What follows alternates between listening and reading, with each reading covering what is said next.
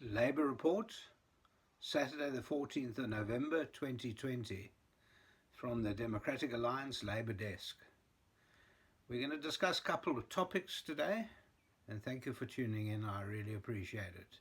First of all, we're going to speak about Ace Magashule, the Secretary General of the ANC. We're going to discuss the concept of step aside, that's their policy, precautionary suspension, punitive suspension. We're going to talk about suspension costs and what government is spending on suspended employees over the many, many cases that they have. We're obviously going to talk about the punitive suspension, that does come into it. And at the end of the day, I do want to pay tribute to a wonderful civil servant, Kimi Makwetu. This is Michael Bagram, the Labour spokesperson on behalf of the Democratic Alliance. Where we are today, 14th of November 2020, we've been seeing all sorts of reports and news from the various media outlets about the supposed suspension of Ace Magashule, who is the Secretary General of the ANC, one of the most powerful positions within the ANC. Now, the ANC has their own policy. It's called the step aside policy. Wanting to be holier than thou, they said that when an individual is accused and charged with what look like serious charges, not that he's found guilty or she is found guilty, but look like serious charges, that they have a policy that the individuals will step aside waiting to see the outcome of either an internal disciplinary inquiry or the courts finding the individual guilty or something of that nature. Well, of course, we never see that policy being put into force, which is typical of the ANC.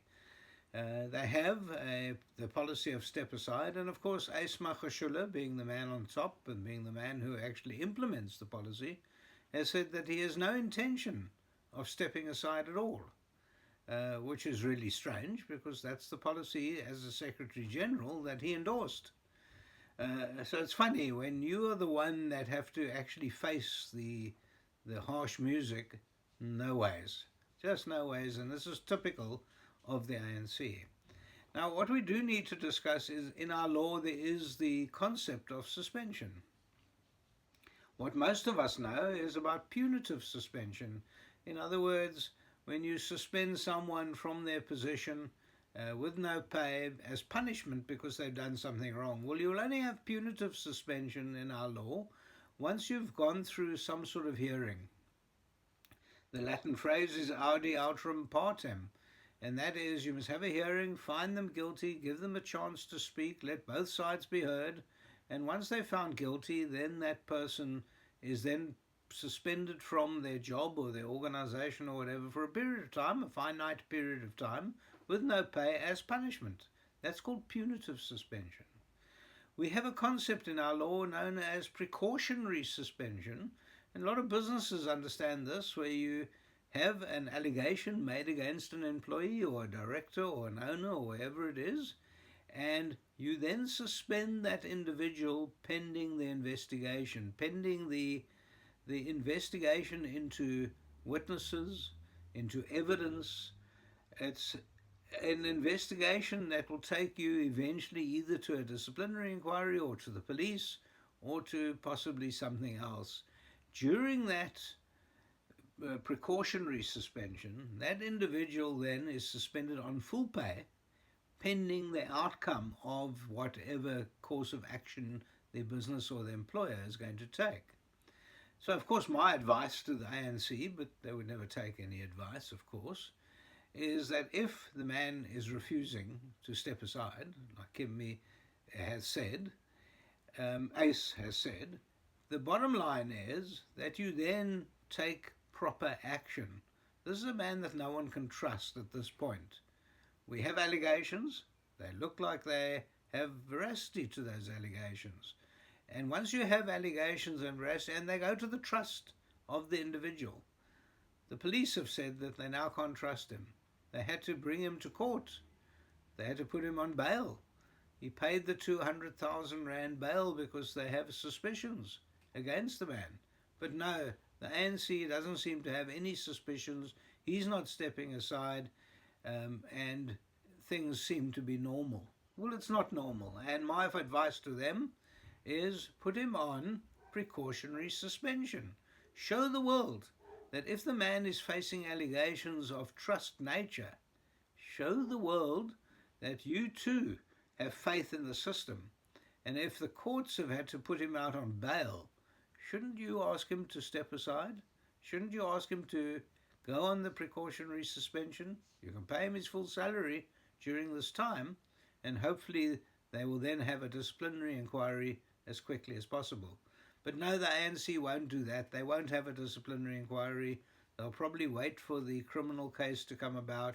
And as you know, like former President Zuma's done, you can play high and loose, fast and loose with the court system and postpone and ask all sorts of things. You can afford to employ fancy lawyers and just never get anywhere.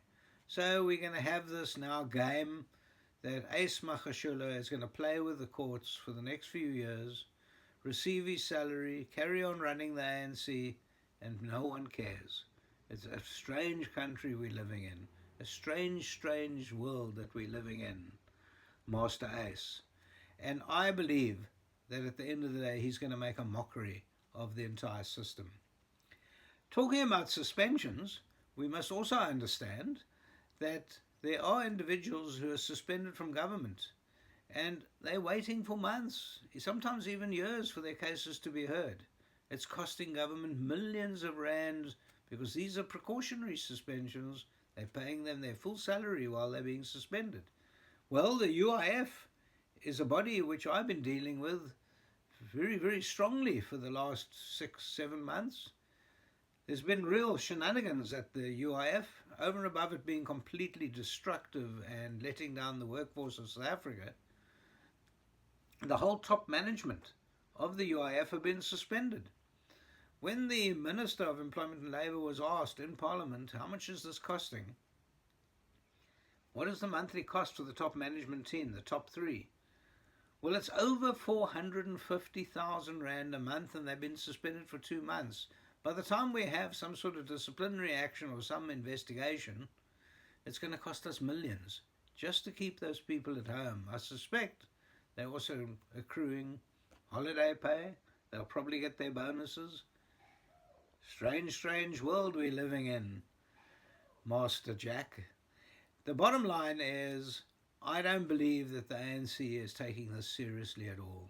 Some of their people get charged, some of their people get into trouble, some steal, some commit fraud. Well, so what? And that's what the taxpayer is paying for.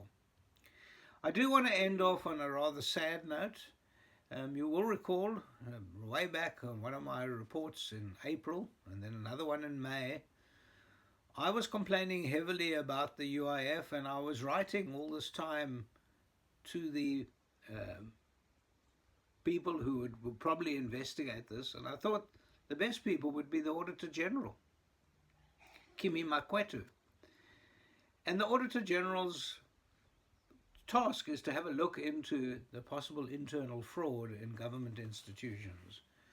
Well, eventually we found out that Kimi Makwetu and his team did have a proper investigation into the UIF, and they found fraud. They found wrongdoing. They found a complete maladministration, a complete breakdown of the UIF.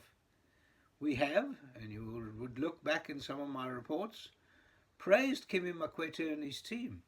We have said that they are people who are prepared to speak truth to power. Well, unfortunately, on Wednesday afternoon, we found out that Kimi Makwetu had been suffering from cancer, lung cancer, and he passed away. It's a sad thing. This is a man that was able to talk truth to power.